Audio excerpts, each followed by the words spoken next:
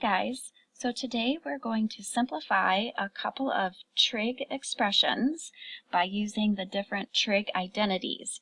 I have written down the ones that we're going to use today over here, like all of this. So I have sine squared plus cosine squared of x equals 1. That's one of the main trigonometric or Pythagorean identities. Then we have tangent equals sine over cosine. Secant is 1 over cosine.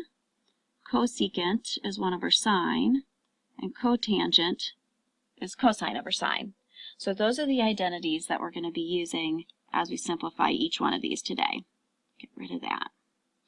All right, so now in our first problem, it's probably the easiest one. We're going to try rewriting things in terms of just sine of x and cosine of x. So if you notice in this problem, there's a cosecant. So we know from our identities that that can be rewritten as 1 over sine of x. And then we still have this other sine. They're multiplied together since there was nothing written in between them. And then minus cosine squared of x. We won't change that because it's already a cosine. So then what happens is this sine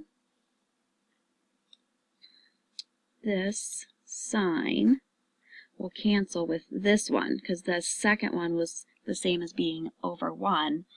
And so then that leaves us with just 1 minus cosine squared.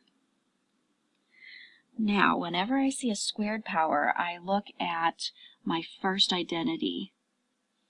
And the thing about this identity is that it can be switched around. Things in it can be moved around. So I could subtract cosine squared from both sides of this. Squeeze that in. Okay, now let's rewrite it down here. That would be rewritten then as the sine squared of x equals 1 minus cosine squared of x.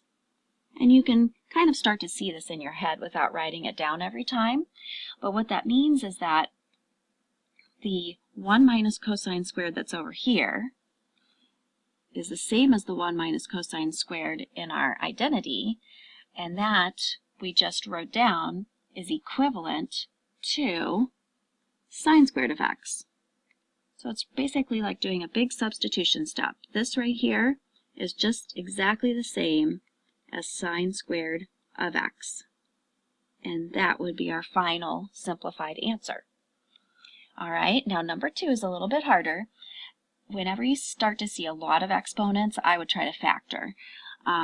This one, sine to the 4th of x minus cosine to the 4th, that can be factored as the difference of perfect squares, which means it's going to become sine squared of x minus cosine squared of x times sine squared of x plus cosine squared.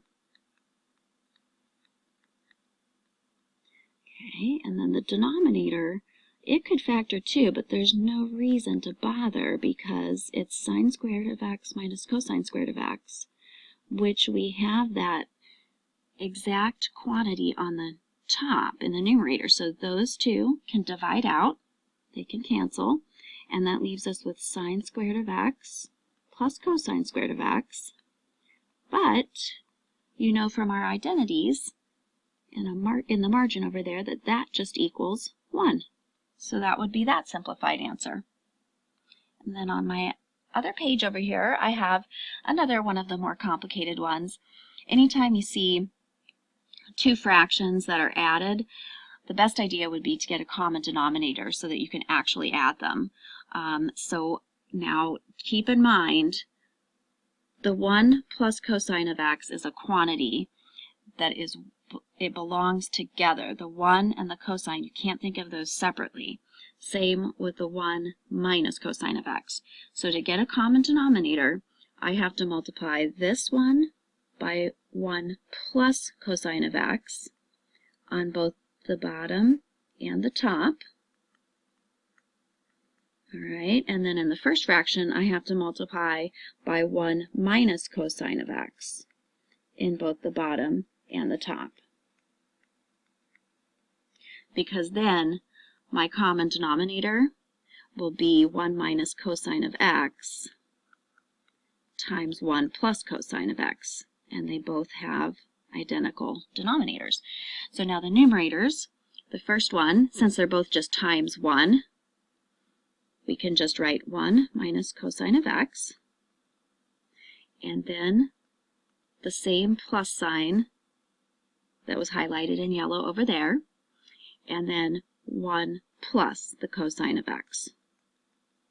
And then we can do some simplifying. Well, in the numerator, this cosine and that cosine subtract out, and then that just leaves us with 2.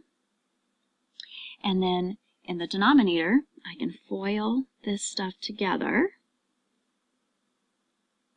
like that. So when I do that, I'm going to have 1 plus cosine of x minus cosine of x minus cosine squared of x. And then again, this plus cosine and the minus cosine, those will subtract out, and that'll leave us with 2 over 1 minus cosine squared. Now that's that same thing we had on the first problem, the 1 minus cosine squared. If you remember back, we had said that that is the same thing as sine squared of x. So what this will become is 2 over sine squared of x. But then, because of the fact that whenever you have 1 over sine, that's the same as cosecant. So even if we have 1 over sine squared, that would be the same as cosecant squared. You can do that. That's allowed.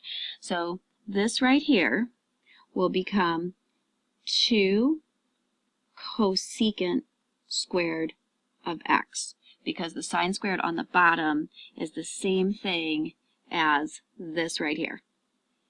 And that would be the final answer. This one right here, 2 cosecant squared of x. So I hope that helps.